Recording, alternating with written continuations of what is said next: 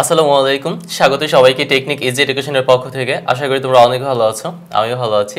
তো আজকে তোমাদের জন্য বিশেষ কিছু টপিকস আলোচনা থাকবে। আর আমাদের প্রয়োজনীয় যত উপাদানগুলো রয়েছে এই পৃথিবীতে, আমাদের বাস্তব জীবনে চলার পথে আমরা বিভিন্ন উপকরণগুলো ব্যবহার করে থাকি, আর যেগুলো ছাড়া আমাদের জীবন অচল, তেমনই একটা উপকরণ নিয়ে আজকে কথা বলবো, যার নাম হচ্ছে পানি। ওকে, তো এই পানি সংক্রান্ত ব্যাপারে আমাদের যতটুকু আলোচনা আছে, জীবনের জন্য পানি, আমরা জানি যে জীবনের জন্য অবশ্যই পানির প্রয়োজন।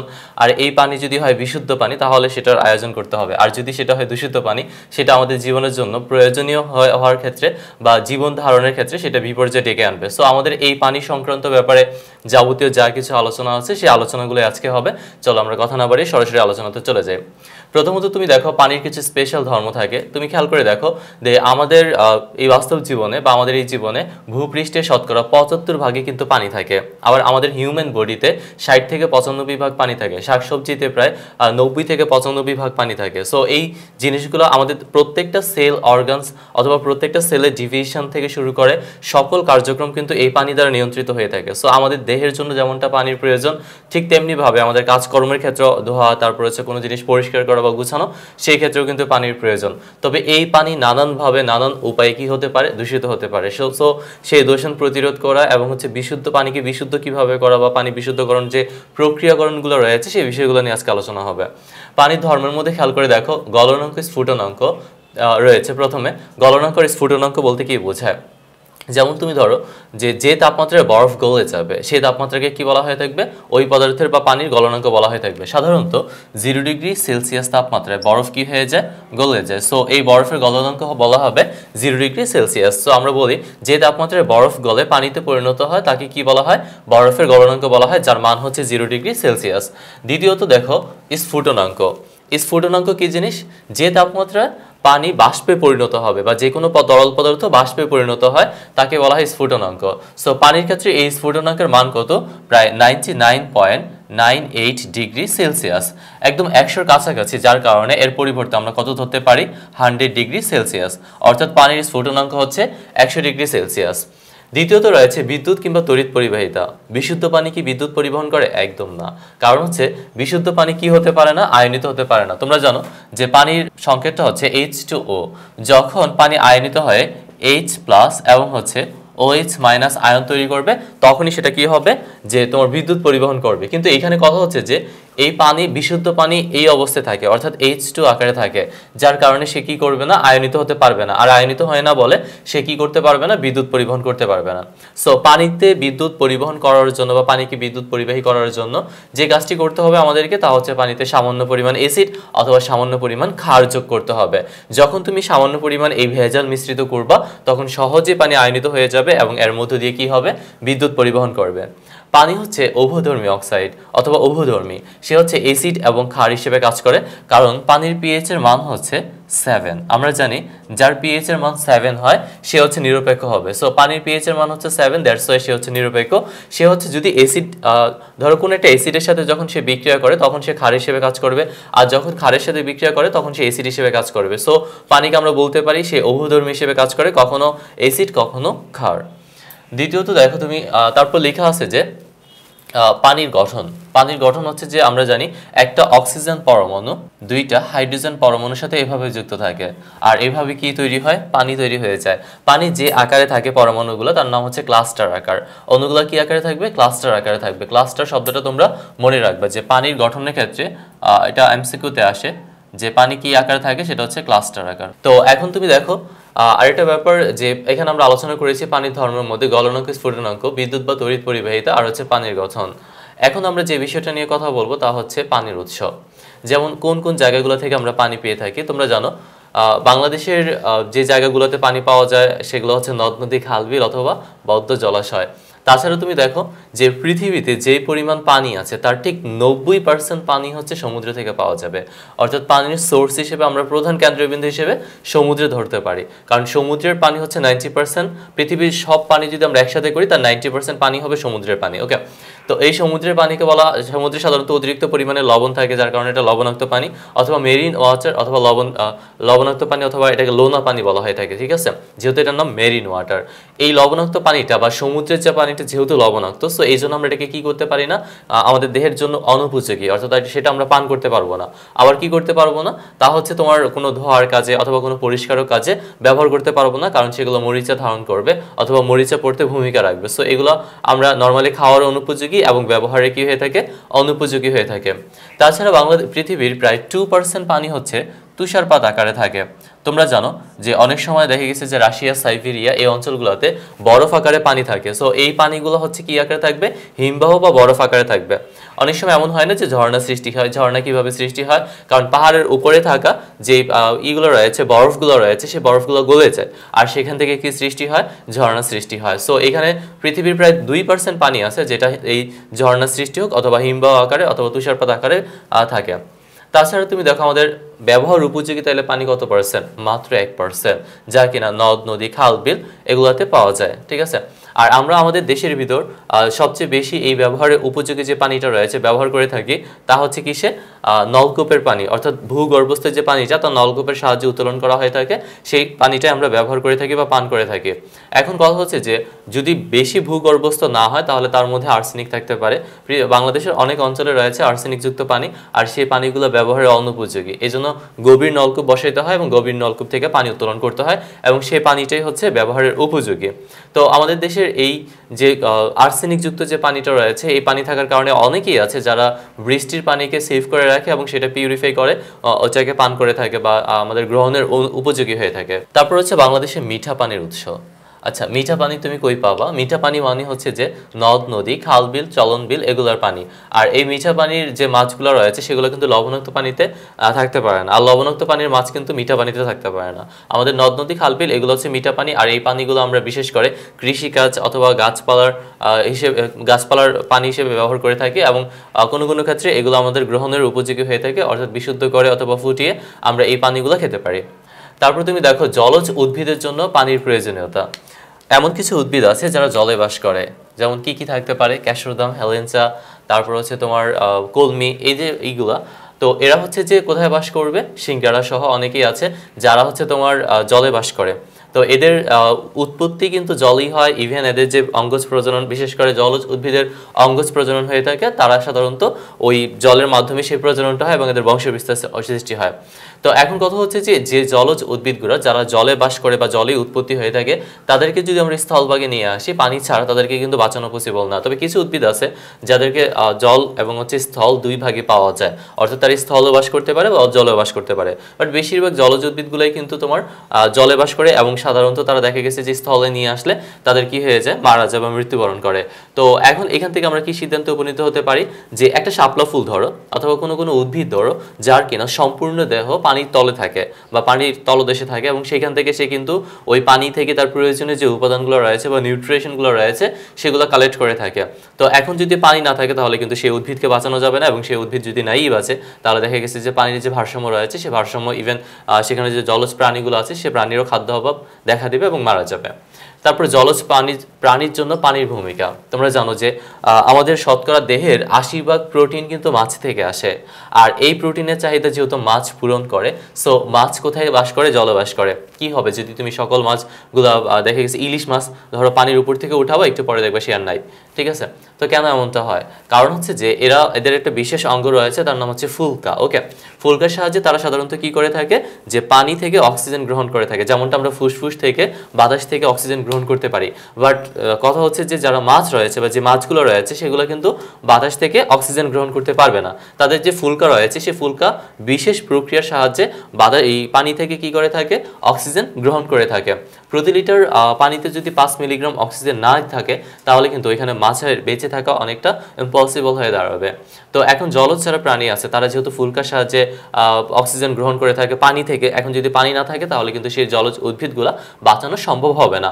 তারপর তুমি দেখো যে আরেকটা ব্যাপার, তা হচ্ছে যে কই মাছ, ওকে, কই মাছ কিন্তু দীর্ঘক্ষণ যাবত স্থলে থাকতে পারে, অর্থাৎ কই মাছকে তুমি যদি পানি থেকে উঠে স্থলে নিয়ে রাখো তাহলে দেখা গেছে সে মারা যাবে না, সাথে সাথে অনেকক্ষণ পর্যন্ত বেঁচে থাকবে। তো কেন এমনটা হয়, অন্যান্য মাছের ক্ষেত্রে কেন এমনটা হয় না, এই টাইপের একটা কোয়েশ্চেন তোমাদের থাকতে পারে। রিজনটা হচ্ছে যে কই মাছ ফুলকার সাহায্যে পানি থেকে অক্সিজেন গ্রহণ করে, ঠিক আছে, বাট কথা হচ্ছে যে সে তার বিশেষ যে বৈষম্যবেদ্য একটা পর্দা থাকে ওই কই মাছের চামড়া বা আবরণের মধ্যে, সেই বৈষম্যবেদ্য পর্দা দিয়ে সে কি করতে পারে, বাতাস থেকে অক্সিজেন গ্রহণ করতে পারে। দ্যাটস ওয়াই দেখা গেছে যে সে বাতাস থেকে অক্সিজেন গ্রহণ করলো, আবার ফুলকার সাহায্যে পানি থেকে অক্সিজেন গ্রহণ করে, যার কারণে সে দীর্ঘক্ষণ যদি স্থলে রাখাও হয় তাহলে সে মারা যাবে না। তো এই ছিল জলজ উদ্ভিদ এবং জলজ প্রাণীর জন্য পানির প্রয়োজনীয়তা। তারপর তুমি দেখো পানির মানদণ্ড। পানির মানদণ্ড বলতে কি বোঝায়, পানির যে বৈশিষ্ট্যগুলো রয়েছে, যে সিগমেন্টগুলো রয়েছে, সেগুলো যদি না থাকে তাহলে কিন্তু পানি দূষিত হয়ে যাবে, আর সেই পানি আমাদের ব্যবহারের অনুপযোগী হবে। সো পানির বিশেষ কিছু ধর্ম থাকে বা বৈশিষ্ট্য থাকে, চলো আমরা সেই বৈশিষ্ট্যগুলো জেনে নিই। পানির কি কোনো বর্ণ এবং স্বাদ আছে? না, পানির কোনো বর্ণ কিংবা স্বাদ নেই। পানি বর্ণহীন, গন্ধহীন এবং হচ্ছে কি স্বাদহীন। তারপর হচ্ছে ঘোলার পরিমাণ। যদি পানি বেশি ঘোলা হয়ে যায় তখন কি ঘটনা ঘটে, সেখানে দেখা গেছে যে জলজ প্রাণী অথবা মাছ থাকে, তাদের চলাচলে বিঘ্ন ঘটবে এবং তারা স্বাভাবিকভাবে চলাচল করতে পারবে না। যখন স্বাভাবিকভাবে চলাচল করতে পারবে না তখন কিন্তু তারা তাদের যে জীবনাচরণ রয়েছে সেই জীবনাচরণে ব্যাঘাত ঘটবে এবং তাদের স্বাভাবিক বৃদ্ধি ব্যাহত হবে। সো ঘোলার পরিমাণ যদি বেশি থাকে তাহলে মাছের জন্য জীবনাচরণ করা বা জীবনে বেঁচে থাকার জন্য সেটা অনুপযোগী হয়ে দাঁড়াবে। তাছাড়া তুমি দেখবা যে বরিশাল অথবা বিভিন্ন লঞ্চ দিয়ে যাওয়া যায় এরকম অঞ্চলগুলোতে দেখা গেছে পানি ঘোলার পরিমাণ বেশি থাকে, সেখানে নাব্যতা সৃষ্টি হয় এবং দেখা গেছে জাহাজগুলো আটকে যায়। তো এই প্রবলেমগুলো সাধারণত হয়ে থাকে। তেজস্ক্রিয় পদার্থের উপস্থিতি। পানিতে যদি তেজস্ক্রিয় পদার্থ থাকে তাহলে সেই পানি কিন্তু আমাদের ব্যবহারের অনুপযোগী হবে। কেন হবে? কারণ তেজস্ক্রিয় পদার্থ আমাদের দেহের জন্য অনুপযোগী, আর এই তেজস্ক্রিয় পদার্থগুলো যখন পানির মধ্যে থাকবে তখন কিন্তু নানান ধরনের প্রবলেম সৃষ্টি করবে। কেমন প্রবলেম সৃষ্টি করতে পারে? আমাদের দেহের বিভিন্ন ধরনের অর্গানসের সমস্যা করবে, মেজাজ খিটখিটে হবে। তাছাড়া দেখা গেছে যে সেলগুলোতে প্রবলেম হবে বা কোষগুলোতে প্রবলেম হবে, এই প্রবলেমগুলো হতে পারে। তোমরা জানো যে 2011 সালে জাপানে যে একটি ঘটনা ঘটেছিল, দুর্ঘটনা, চেরনোবিল অর্থাৎ যেখানে পারমাণবিক বোমা তৈরি করা হয়, এটা বিস্ফোরণ হয়েছিল। তো ওইটা দেখা গেছে পানিতে যখন ছড়িয়ে যায় আশেপাশে সারা অঞ্চলগুলোতে কিন্তু নানান ধরনের পার্শ্ব প্রতিক্রিয়া দেখা দেয় এই পানির প্রভাবে। ময়লা আবর্জনা। পানিতে যদি বেশি ময়লা আবর্জনা থাকে তাহলে কিন্তু সেই ব্যবহারটা অনুপযোগী হয়ে যায়। আমাদের গ্রাম অঞ্চলে প্রায়ই দেখা যায় যে বাংলাদেশের অনেক অঞ্চলগুলোতে একই পুকুরে গবাদি পশু গোসল করানো, নিজে গোসল করা, কাপড় চোপড় ধোয়া, তারপরে আবার হচ্ছে পুকুর পাড়ে ল্যাট্রিন থাকা, এই যে ব্যাপারগুলো রয়েছে একই পানি নানান ধরনের বা নানানবিধ ব্যবহারের কারণে কিন্তু এই পানিগুলো দূষিত হয়ে যায়। আর এই ময়লা আবর্জনা যদি আমরা পানিতে ফেলি তাহলে কিন্তু ওই পানীয় ব্যবহারের অনুপযোগী হয়ে দাঁড়াবে। দ্রবীভূত অক্সিজেন। আমরা জানি মাছ ফুলকার সাহায্যে পানি থেকে কি গ্রহণ করে? অক্সিজেন গ্রহণ করে। আর সেই অক্সিজেন যদি নাই থাকে তাহলে দেখা গেছে যে মাছের জন্য সেটা অনুপযোগী হয়ে উঠবে। যেমনটা তোমরা দেখো যে এই দ্রবীভূত অক্সিজেন হচ্ছে প্রত্যেক লিটার পানিতে যদি 5 মিলিগ্রাম অক্সিজেন না থাকে তাহলে কিন্তু ওই পানিতে মাছের বেঁচে থাকা ইম্পসিবল হয়ে দাঁড়াবে এবং ওই পানিতে সাধারণত কোনো মাছ পাওয়া যাবে না। সো প্রতি লিটার পানিতে কি থাকতে হবে? মিনিমাম 5 মিলিগ্রাম অক্সিজেন থাকতে হবে। আমরা জানি সকল প্রাণী কি করে? অক্সিজেন গ্রহণ করে, মাছ সহ অক্সিজেন গ্রহণ করে, বা পানিতে যত জলজ প্রাণী রয়েছে তারাও অক্সিজেন গ্রহণ করে। আর তারা যে অক্সিজেনটা গ্রহণ করবে তা কই থেকে গ্রহণ করবে? পানি থেকে। আর প্রত্যেক লিটার পানিতে যদি 5 মিলিগ্রাম অক্সিজেন না থাকে তাহলে কিন্তু ওই পানি মানে মাছের জন্য অনুপযোগী হবে। তাপমাত্রা। পানির তাপমাত্রা যদি বেশি হয় তাহলে কিন্তু সেখানে একটি মরক দেখা দেয়, অর্থাৎ মাছের দেখা যাচ্ছে স্বাভাবিক বৃদ্ধির জন্য তাপমাত্রার প্রয়োজন, বাট অতিরিক্ত যখন তাপমাত্রা থাকবে সেই তাপমাত্রাটা হচ্ছে তোমার ওই তাপমাত্রার ফলে ওই পানিতে যে জলজ প্রাণীগুলো রয়েছে অথবা জলজ উদ্ভিদগুলো রয়েছে সেই উদ্ভিদগুলো কিন্তু মারা যায়। তোমরা জানো যে জলজ যে উদ্ভিদ ছোট ছোট ফাইটোপ্লাঙ্কটন রয়েছে বা জুওপ্লাঙ্কটন রয়েছে, তো এই উদ্ভিদকণা বা প্রাণীকণা এরা পানিতে থাকে। তো ফাইটোপ্লাঙ্কটনগুলো কি করে? সূর্যের আলো থেকে তাপ শোষণ করে বা আলো শোষণ করে এবং সে নিজের জীবন বেঁচে থাকে আর কি। তো এখন যদি ওইখানে তাপ না যেতে পারে বা বেশি তাপমাত্রা হয়ে যায় তখন সেটা মারা যাবে এবং সেখানে জলজ উদ্ভিদের জন্য যেমনটা প্রবলেম হবে তেমনটা প্রবলেম হবে জলজ প্রাণীদের জন্য। পিএইচ আর হচ্ছে লবণাক্ততা। আচ্ছা, পিএইচ পটেনশিয়াল অফ হাইড্রেট। তোমরা জানো যে এই হাইড্রোজেন আয়নের ঋণাত্মক লগারিদমকে পিএইচ বলে, আর এই পিএইচ এর মান 0 to 7 and 7 to 14 হয়ে থাকে। পানির পিএইচ হচ্ছে 6 থেকে 8। যদি 6 থেকে 8 এর মধ্যে হয় তাহলে হচ্ছে এইখানে জলজ উদ্ভিদ অথবা জলজ প্রাণী তাদের জন্য অনেকটা উপযোগী হবে, আর যদি আর কম বেশি হয়ে থাকে তাহলে প্রবলেম হতে পারে। তো অবশ্যই পানির পিএইচ মেনটেন করতে হবে। যদি মেনটেন না করে তাহলে জলজ প্রাণী কিংবা জলজ উদ্ভিদের জন্য বেঁচে থাকা অনেকটা হুমকি স্বরূপ হয়ে দাঁড়াবে।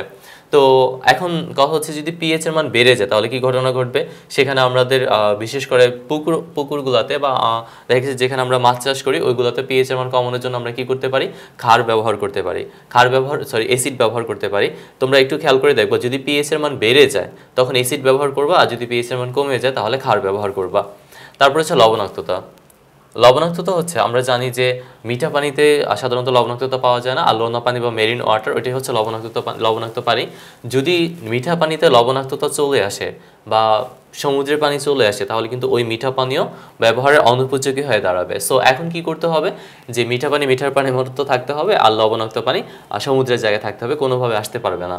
তো এখন ইলিশ মাছের ক্ষেত্রে একটা কোয়েশ্চেন এসে থাকে যে ইলিশ মাছ দেখবা যে হালদা নদীতে সে ডিম পাড়ে, সে থাকে হচ্ছে সমুদ্রগুলোতে বা সাগরগুলোতে, তাহলে সে ডিম পাড়ার সময় কেন হালদা নদীতে চলে আসে বা নদীতে চলে আসে? রিজনটা হচ্ছে যখন সে ডিম পারবে এই ডিমগুলো হচ্ছে লবণাক্ততার কারণে নষ্ট হয়ে যেতে পারে, এই জন্য সে বুদ্ধি করে কোথায় চলে আসে, হালদা নদীতে চলে আসে, ডিম পেড়ে চলে যায়, এবং এখানে ধীরে ধীরে মাছের বৃদ্ধি ঘটে, পরে যখন সে বড় হয় তখন নদীতে চলে যায়। আর বড় হওয়ার প্রসেসিংয়ের সময় আমাদের অসাধু কিছু ব্যবসায়ী রয়েছে যা কিনা নদীর পাড়ে গিয়ে বা নদীতে গিয়ে এই ধরনের মাছগুলো ধরে ফেলে। তো এই ছিল তোমাদের পানির মানদণ্ড সহ আরও কিছু আলোচনা।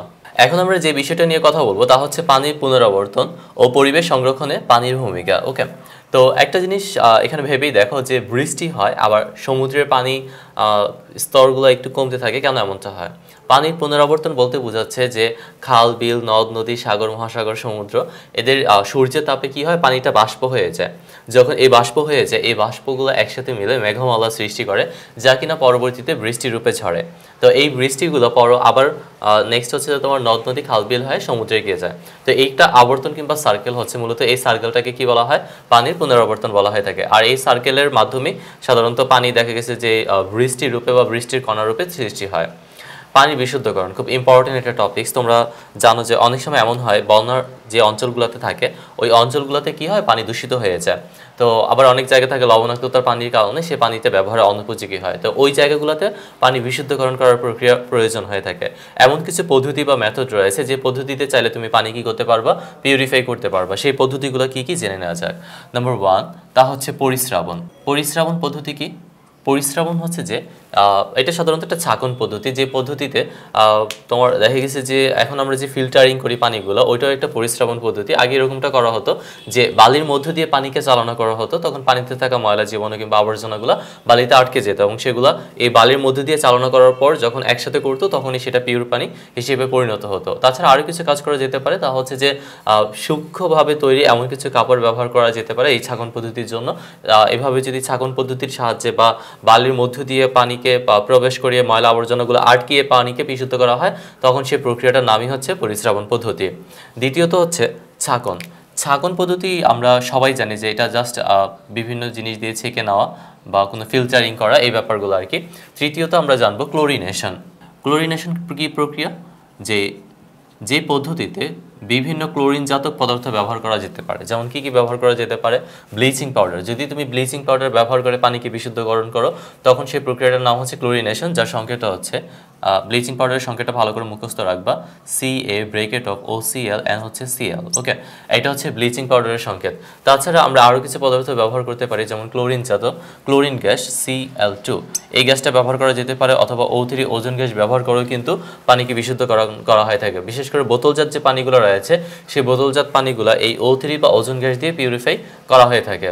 আর আমরা আরেকটা জানি যে অঞ্চলগুলোতে বন্যা হয়ে থাকে তো সেখানে আমাদের প্রধানমন্ত্রী যারা থাকে বা সরকার যারা তারা এক ধরনের ট্যাবলেট দিয়ে থাকে যে ট্যাবলেটটা পানি বিশুদ্ধকরণ করার জন্য ব্যবহৃত হয়ে থাকে। সেই ট্যাবলেটটা কি? সেই ট্যাবলেটটা হচ্ছে সোডিয়াম হাইপোক্লোরাইড, যার সংকেত হচ্ছে NaOCl। অর্থাৎ ধরে এমন একটা জায়গা হলো যে জায়গাতে নলকূপের পানি তারা পান করতো, এখন বন্যার কারণে সেই নলকূপের পানির নিচে হাবুডুবু খায়। সো এখন সেখান থেকে তার পানি কালেক্ট করা পসিবল না। সো ওই জায়গাগুলোতে কি করা যেতে পারে?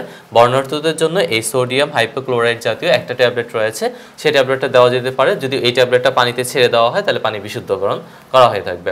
4 নম্বর আমরা আরেকটা পদ্ধতি সম্পর্কে জানবো, তা হচ্ছে পাতন। পাতন কোন প্রক্রিয়া? পাতনটা হচ্ছে যে তোমার যে প্রক্রিয়ায় পানিকে বাষ্পীভূত করে সেই বাষ্পকে ঠান্ডা করে আবার পুনরায় পানি বা লিকুইড আকারে পাওয়া যাবে তখন সেটাকে কি বলা হবে? পাতন প্রক্রিয়া বলা হবে। তবে বিশুদ্ধ পানি পাতিত পানিটাই বিশুদ্ধ হয় সবচেয়ে বেশি, কারণ এটা শিল্প কারখানা এবং হচ্ছে ল্যাবরেটরিতে ইউজ করা হয়ে থাকে। আরেকটা পদ্ধতি রয়েছে তা হচ্ছে যে স্ফুটন বর্তমানে অনেক জায়গায় এই পদ্ধতি ব্যবহার করা হয়। স্ফুটন পদ্ধতিটা কি, পানিকে জাস্ট ফোটানো আর 15 থেকে 20 মিনিট পর্যন্ত ফুটাইতে হবে, তাহলেই পানি বিশুদ্ধ হয়ে যাবে। তবে এখানে কথা আছে, তুমি কি বেশি ফুটাইলে পানি বেশি বিশুদ্ধ হবে? দেখবা একটা পাতিলে পানি নেওয়ার পর তুমি হিট দিতেছো বা তাপ দিতেছো, অনেকক্ষণ ধরে ভাবলা যে বেশি যদি ফুটাই তাহলে মনে হয় বেশি পিউরিফাই হবে, দেখবে একটা সময় তাপ দিতে দিতে পাতিল আছে, চুলো আছে, পানি নেই, মানে পানি সব বাষ্প হয়ে যাবে। এই জন্য মিনিমাম 15 থেকে 20 মিনিট পর্যন্ত ফুটাতে হবে। যখনই বয়েলিং হবে ভালোভাবে তখনই সেটা বিশুদ্ধ হয়ে যাবে। বাংলাদেশে পানি দূষণের কারণ, কেন পানি দূষণ হয় বাংলাদেশে? বাংলাদেশে পানি দূষণের কিছু কারণ আছে, যেমন আমাদের জনসচেতনতা নাই, দেন হচ্ছে যে আমরা নিজের আবেগেই নিজেই এমন কিছু কাজ করে থাকি যার কারণে পানি দূষণ হয়ে থাকে। বাংলাদেশের প্রত্যন্ত অঞ্চল সহ বিভিন্ন অঞ্চলগুলোতে এবং বিভিন্ন জায়গাগুলোতে কি হয়ে থাকে, তারা একই পুকুরগুলোতে বা গবাদি পশুর যে বর্জ্যগুলো রয়েছে সেই বর্জ্যগুলো করে ফেলে দেয়। তাছাড়া ময়লা আবর্জনা পুকুরে ফেলে দেওয়া, তারপরে ওই পুকুরে গোসল করে এবং ওই পুকুরেই বিভিন্ন ধরনের গবাদি পশুগুলোকে গোসল করানো, পাশেই তো ল্যাট্রিন আছে। তো এই যে ব্যাপারগুলো থাকে এর কারণেই কিন্তু কি হয়ে থাকে, পানি দূষিত হয়ে যায়। আর ঢাকা শহর সহ বিভিন্ন অঞ্চলগুলোতে বা বিভিন্ন শহরকেন্দ্রিক যে জায়গাগুলো রয়েছে সেখানে পানি দূষণ হয়, কারণ হচ্ছে আমরা আমাদের বিশেষ করে যে কঠিন বর্জ্য পদার্থগুলো রয়েছে সেই বর্জ্য পদার্থগুলো আমরা এখানে সেখানে ফেলে দিই, যার কারণে সেগুলো বৃষ্টির পানিতে মিশে পানিকে কি করে থাকে, দূষিত করে থাকে। এবং বুড়িগঙ্গা নদী নিয়ে যদি আমরা কথা বলি, যে তোমরা জানো যে বাংলাদেশে একটা নদী রয়েছে বুড়িগঙ্গা নদী, এর পানিটা একটা সময় ছিল পর্যটক কেন্দ্র হিসেবে এই বুড়িগঙ্গা নদীতে অনেকে ঘুরতে যেত, বাট এখন তো সেখানে ঘুরের দূরের কথা, দেখে গেছে যে আশেপাশে তুমি যদি হেঁটেও যাও তাও তোমার নাক চেপে যেতে হবে, কারণ অনেক দুর্গন্ধ সেখানে। তো ঢাকা শহরে বেশিরভাগ বর্জ্য পদার্থগুলোই কিন্তু এই বুড়িগঙ্গা নদীতে ফেলে দেওয়া হয়, সো এই পানিটা দূষিত হয়ে গেছে। আর ওই পানিটা ব্যবহারের অনুপযোগী এবং আশেপাশে মানুষের হাঁটাও অনুপযোগী। তারপরে তুমি দেখো উদ্ভিদ প্রাণী যাই কিছু বলো না কেন, ইভেন মানুষ, এদের উপর কি কোনো পানি দূষণের প্রভাব আছে কি নাই? হ্যাঁ, অবশ্যই আছে। কারণ তোমরা জানো এই উদ্ভিদ প্রাণী কিংবা মানুষ যারা রয়েছে, যদি পানি দূষিত হয়ে যায় তাদের উপর কি প্রভাব সৃষ্টি হতে পারে বা কি ধরনের বিরূপ প্রভাব সৃষ্টি হতে পারে। যেমন এখানে একটা আলোচ্য বিষয় রয়েছে, যেমন পানিতে যদি কিছু তেজস্ক্রিয় পদার্থের পরিমাণ বেড়ে যায়, যেমন কি হতে পারে, পারদ, ঠিক আছে, তখন কি হয়ে যাবে, এই পারদ মিশ্রিত পানি যদি কেউ পান করে তখন সে বিকলাঙ্গ হয়ে যাবে, অথবা স্বাভাবিক বৃদ্ধি কি হবে, ব্যাহত হবে। তারপর হচ্ছে অনেক সময় এমন দেখা যায় যদি পানিতে তোমার আর্সেনিকের পরিমাণটা বেড়ে যায়, তখন দেখা গেছে আর্সেনিকোসিস, তারপর হচ্ছে ত্বকের বা ফুসফুসের এরকম ক্যান্সার সৃষ্টি হয়ে থাকবে। আর যদি এমনটা হয়ে যায় সেখানে সীসার পরিমাণ বেড়ে যায়, আর সীসার পরিমাণ বেড়ে গেলে দেখবো ওই পানি বা ওই দূষিত পানি যদি কেউ পান করে তাহলে তার মেজাজ দেখবে খিটখিটে থাকা, রক্ত সঞ্চালন বেশি হওয়া, এই ধরনের প্রবলেমগুলো বেশি হয়ে থাকে। সো পানিতে যদি তেজস্ক্রিয় পদার্থ বেশি থাকে তাহলে কিন্তু এই প্রবলেমগুলো সৃষ্টি হবে। তাছাড়া তুমি দেখো আরেকটা জিনিস, আমরা একটা ঘটনা শেয়ার করি যে 1960 সালের দিকে আমেরিকার উত্তর ওয়াহে একটা অঙ্গরাজ্য ছিল, যে অঙ্গরাজ্যে একটা হ্রদ ছিল, এই হ্রদের নাম হচ্ছে ইরি হ্রদ। আর এই ইরি হ্রদের পাশেই কি ছিল, ডিটারজেন্ট কারখানা ছিল। তো ওই ডিটারজেন্ট কারখানার যে ময়লা আবর্জনা সেগুলো কি করতো, সবাই ধরো ওই ইরি হ্রদের মধ্যে ফেলে দিত বিশুদ্ধকরণ ছাড়াই। তখন কি হলো যে ওইখানে কোনো প্রাণের অস্তিত্ব, মানে মাছ সহ অন্যান্য যে প্রাণীগুলো রয়েছে কোনো প্রাণের অস্তিত্ব সেখানে খুঁজে পাওয়া যায় না, যার কারণে দেখা গেছে যে তোমার ওই পানিটা একদম কোনো প্রাণের অস্তিত্ব নাই বলে ওইটাকে মৃত হ্রদ হিসেবে ঘোষণা করা হয়। পরবর্তীতে সরকার ডিক্লেয়ার দেয় যে 10 বছর পর, তার ঠিক 10 বছর পর সরকার এরকম ডিক্লারেশন দেয় যে এখন থেকে তোমরা কেউ এই ডিটারজেন্টের বর্জ্য পদার্থ বা ফসফেট সমৃদ্ধ বর্জ্য পদার্থ ইরি হ্রদের মধ্যে ফেলা যাবে না বিশুদ্ধকরণ ছাড়া। এবং সবাই এই কাজটাই হলো, সবাই বিশুদ্ধ করে এই ফসফেট সমৃদ্ধ বর্জ্য পদার্থগুলোকে ইরি হ্রদের মধ্যে ফেলতো। তখন ঠিক 10 বছর পর আবার পুনরায় কি হলো, সেখানে তোমার প্রাণের অস্তিত্ব খুঁজে পাওয়া গেল, বিভিন্ন মাছ, লাফালাফি সহ বিভিন্ন মাছ পাওয়া গেল। তো এখন কথা হচ্ছে যে এই যে বর্জ্য পদার্থগুলো পানিতে ফেলার কারণে কিন্তু এরকম বিরূপ প্রতিক্রিয়া পানির সৃষ্টি হয়। বাংলাদেশের যে বুড়িগঙ্গা নদীতে রয়েছে, এই বুড়িগঙ্গা নদীতেও কিন্তু প্রাণের অস্তিত্ব এক সময় বিলীন হয়ে যাবে, কারণ আমরা যে হারে এই বুড়িগঙ্গা নদীর উপর নানান ধরনের বর্জ্য পদার্থ ফেলি, একটা সময় হয়তো বা এটাকে মৃত বুড়িগঙ্গা নদী হিসেবে কল্পনা করা যেতে পারে বা ঘোষণা দেওয়া যেতে পারে। তারপর তুমি দেখো বৈশ্বিক উষ্ণতা। বৈশ্বিক উষ্ণতা হচ্ছে পৃথিবীর তাপমাত্রা বেড়ে যাওয়া, তাকে বলা হয় বৈশ্বিক উষ্ণতা। এই বৈশ্বিক উষ্ণতার কারণে কি কি প্রভাবে প্রভাবিত হতে পারে এই আমরা, তা হচ্ছে যে ধরো সমুদ্রের পানির উচ্চতা বেড়ে যাবে। যখন পানির উচ্চতা বেড়ে যাবে তখন কি হয়ে যাবে, যে তোমার বিশেষ করে সমুদ্রের যে পানিটা আছে, সমুদ্রের পানিটা তোমার মিঠা পানিতে চলে আসবে। তোমরা জানো যে সমুদ্রে যে প্রাণীকুল বাস করে বা যে মাছ বাস করে অথবা যে প্রাণী বাস করে তারা কিন্তু মিঠা পানিতে সাধারণত বাঁচতে পারবে না, কারণ এই অবস্থা তারা প্রতিকূল অবস্থায় সহ্য করতে পারবে না বা টলারেট করতে পারবে না। আর আরেকটা ব্যাপার হচ্ছে যারা মিঠা পানিতে বাস করে তারা কিন্তু লবণাক্ত পানি সহ্য করতে পারে না। তো এখন যদি মিঠা পানিটা চলে আসে, লবণাক্ত পানিটা যদি মিঠা পানিতে চলে আসে তাহলে কি কি হবে, এই মিঠা পানিটা ব্যবহারের অনুপযোগী হয়ে যাবে এবং এখানে থাকা প্রাণীকুল অথবা এখানে থাকা মাছ সহ উদ্ভিদগুলো মারা যাবে। আবার তুমি দেখো বাংলাদেশের দক্ষিণ পশ্চিমাঞ্চলগুলোতে বা উত্তর পশ্চিমাঞ্চলগুলোতে এরকম হয়ে থাকে প্রায়, যে বঙ্গোপসাগরের যে তীরবর্তী এলাকা অথবা ভোলা সহ অনেক জায়গায়, যে জায়গাগুলোতে লবণাক্ততার কারণে ওই জায়গাগুলোতে কৃষি অনুপযোগী, তারপর ব্যবহারের অনুপযোগী এবং সেখানে কোনো গাছপালা হয় না, এবং আমাদের যে বিশেষ করে পানির প্রয়োজন সেই পানিও কিন্তু ওরা পায় না। এই জন্য তারা কি করে, অনেক দূরে বৃষ্টির পানি ধারণ করে বিভিন্ন পুকুরগুলোতে অথবা পানি বেঁধে রাখে। তো এই জায়গাগুলোতে ধারণ করে পানি যখন তারা ব্যবহার করতে যায় তখন অনেক দূর দূরান্ত থেকে সে পানিগুলো তাদেরকে কালেক্ট করে নিয়ে আসতে হয়। এটা খুবই কষ্টসাধ্য ব্যাপার। সো এখন এটাই হচ্ছে বৈশ্বিক উষ্ণতার কারণে পৃথিবীর তাপমাত্রা বেড়ে যাওয়ার কারণে কি হবে, যে তোমার সমুদ্রপৃষ্ঠের উচ্চতা বেড়ে যাবে, তখন এই লবণাক্ততার এই হুমকি স্বরূপ আমাদের এই দেশে দেখা যাবে। কি করতে পারি আমরা যদি বাংলাদেশে পানি দূষণ হয়েই যায়, আর এই কৌশল এবং নাগরিকের কি দায়িত্ব রয়েছে? অবশ্যই প্রত্যেকের নিজ নিজ জায়গা থেকে এমন কিছু দায়িত্ব অর্পণ করা উচিত বা দায়িত্ব গ্রহণ করা উচিত, যে জায়গাগুলো থেকে আমরা যদি নিজ দায়িত্ববান হই তাহলে আশা করি এই পানি দূষণ প্রতিরোধ করতে পারবো। অ্যাজ এ নাগরিক হিসেবে আমাদের কি করণীয়? জলাভূমি রক্ষা করা। তোমরা জানো যে যদি জলাভূমিতে এমন হয়ে যায়, এমনটা হয় যে পানি ধারণ ক্ষমতা যদি কমে যায় তখন কিন্তু স্থলভাগে সে পানিটা চলে আসে। আমাদের দেশে এরকম প্রায়ই হয় যে যারা অসাধু মানুষ রয়েছে, যারা কিনা জলাভূমিগুলো ভরাট করে সেখানে বাড়িঘর নির্মাণ করে, এবং দেখা গেছে যে সেখানে বৃষ্টির পানিগুলোর একটু বৃষ্টি হলে সেখানে জলাবদ্ধতার সৃষ্টি হয়। সো আমাদের প্রয়োজন হচ্ছে এই জলাভূমিকে রক্ষা করা, কারণ বৃষ্টির পানি কিন্তু স্থলভাগের সাথে মিশে বা বিভিন্ন বর্জ্য পদার্থগুলোর সাথে মিশে পানিকে দূষিত করতে পারে। তারপর হচ্ছে বৃষ্টির পানি নিয়ন্ত্রণ। সবচেয়ে বিশুদ্ধ পানি হচ্ছে বৃষ্টির পানি। আমরা চাইলে এই বৃষ্টির পানিটাকে কি করতে পারি, নিয়ন্ত্রণ করতে পারি, এবং এইটাকে বেঁধে রাখলে অথবা এটাকে ধরে রাখলে আমরা এই বৃষ্টির পানি ব্যবহারের উপযোগী করতে পারি, যার কারণে এখানে পানির প্রেশারটা কি থাকবে, বা নলকূপ বা গভীর নলকূপের যে পানিটা আছে সেটার উপর প্রেশার কম থাকবে। সবচেয়ে বড় কথা হচ্ছে জনসচেতনতা বৃদ্ধি করা। আমরা যদি সবাই এরকম প্রায়ই দেখতে পাই যে টিভি সংবাদগুলোতে অথবা মিডিয়াগুলোতে যে কোনো একজন মানুষ অথবা কয়েকজন কর্মী অথবা দেখা গেছে স্বেচ্ছাসেবক কর্মী যারা রয়েছে তারা কি করে থাকে, নদীর পাড়ে গিয়ে বা বিভিন্ন পুকুর পাড়গুলোতে যে বর্জ্য পদার্থগুলো রয়েছে সেই বর্জ্য পদার্থগুলো ওরা কুড়িয়ে নেয় এবং সেখানে পানিকে তারা বিশুদ্ধ করে। তো এখন পানি যদি বিশুদ্ধ হয় তাহলে ওইটা ব্যবহারের উপযোগী হবে, এবং আমরা যদি রাস্তাঘাটে এখানে সেখানে ময়লা আবর্জনা না ফেলি, যা কিনা বৃষ্টির পানিতে না মিশে পানিকে দূষিত না করে, তাহলে কিন্তু ওই দিকটা যদি আমরা খেয়াল রাখি তাহলে আশা করি এই পানি কি হবে না, দূষিত হবে না।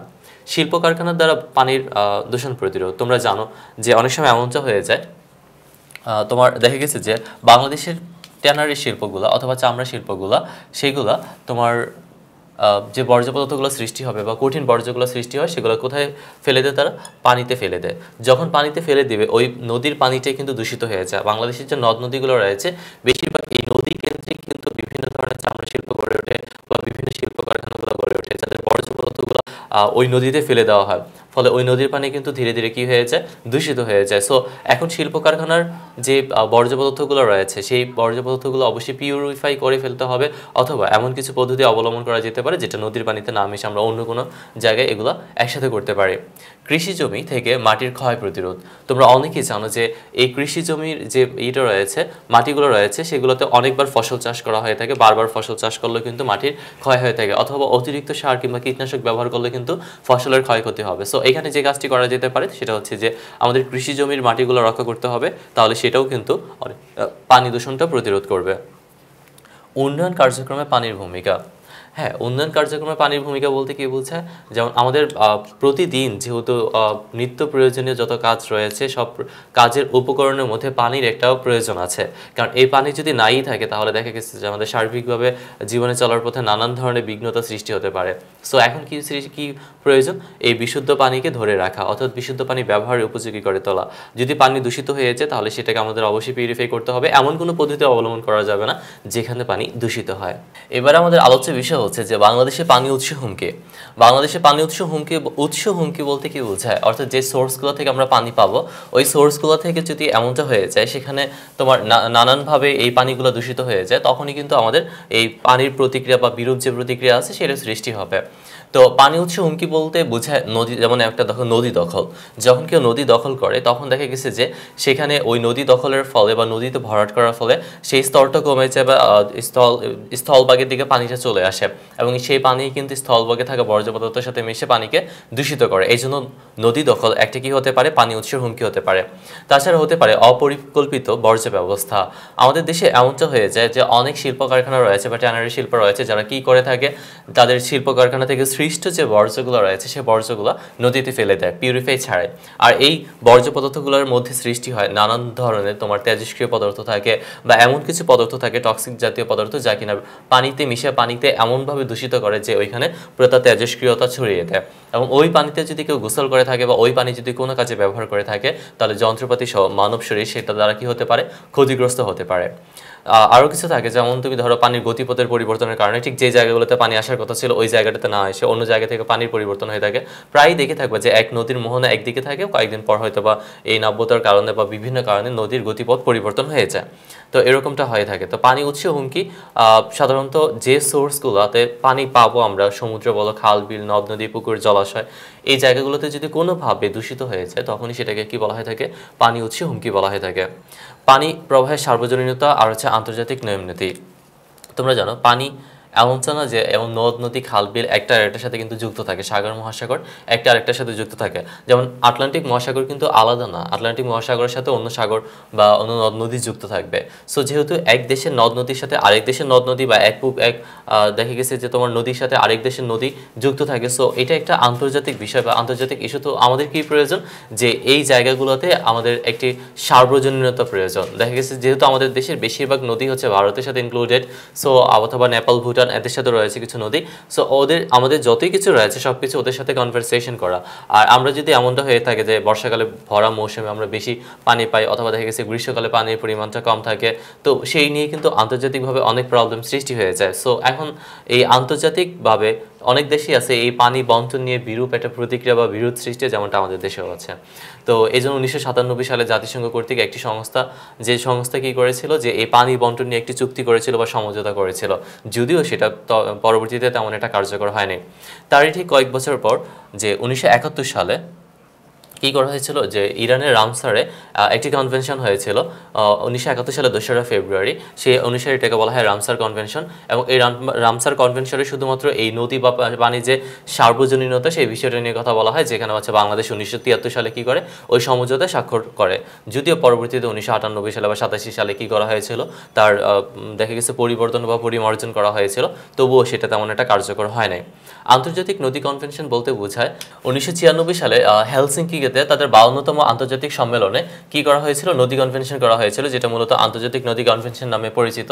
তো পরবর্তীতে জাতিসংঘ কর্তৃক 1997 সালের 21শে মে ওইখানে কি করা হয়েছিল যে একটি সমঝোতা করা হয় বা চুক্তি করা হয়। এই চুক্তিতে বলা হয়েছে যে এক দেশের নদী অন্য দেশের নদীর সাথে মানে বিনা বাঁধে তারা বাঁধ নির্মাণ করতে পারবে না এবং তারা একসাথে মিলে সমঝোতায় কি করতে পারবে, পানি বন্টন করতে পারবে।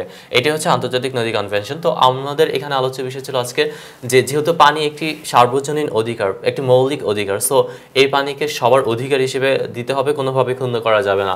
এবং যেহেতু আমাদের দেশের নদ নদীগুলো একটা আরেকটার সাথে সম্পৃক্ত, সো এই নদ নদীর পানির যে বন্টনটা রয়েছে সেই বন্টনটাও কিন্তু আন্তর্জাতিক যে নিয়ম নীতি রয়েছে সেই নিয়ম নীতি ফলো করতে হবে বা অনুসরণ করতে হবে। আর এইভাবে যদি অনুসরণ করা হয়ে থাকে তাহলে আশা করি এই নদীর পানি বন্টন নিয়ে আশা করি আর কোনো প্রবলেম হবে না। তো আজকে আমাদের আলোচ্য বিষয় ছিল যে পানি নিয়ে যত আলোচনা, আর পানি আমাদের দেহের জন্য একটি গুরুত্বপূর্ণ এলিমেন্টস হিসেবে কাজ করে। ইভেন দেখা গেছে যে এই নদ নদীর পানি, খাল বিলের পানি বা বিভিন্ন জায়গার পানি রয়েছে, আর এই পানির যে মানদণ্ড, পানি কোথায় দূষিত হয়, উৎস কোথায় দূষিত হয়ে যাবে, আর পানি কিভাবে পিউরিফাই করতে হয়, সকল বিষয়গুলো নিয়ে কিন্তু আজকে আলোচনা ছিল। তো আজকের এই টপিকসটা আশা করি তোমাদের অনেক ভালো লাগবে, আর আমরা পরবর্তীতে আরও কিছু টপিকস নিয়ে আলোচনা করবো। সে পর্যন্ত সবাই ভালো থাকো, সুস্থ থাকো, সবার জন্য শুভকামনা। আল্লাহ হাফেজ।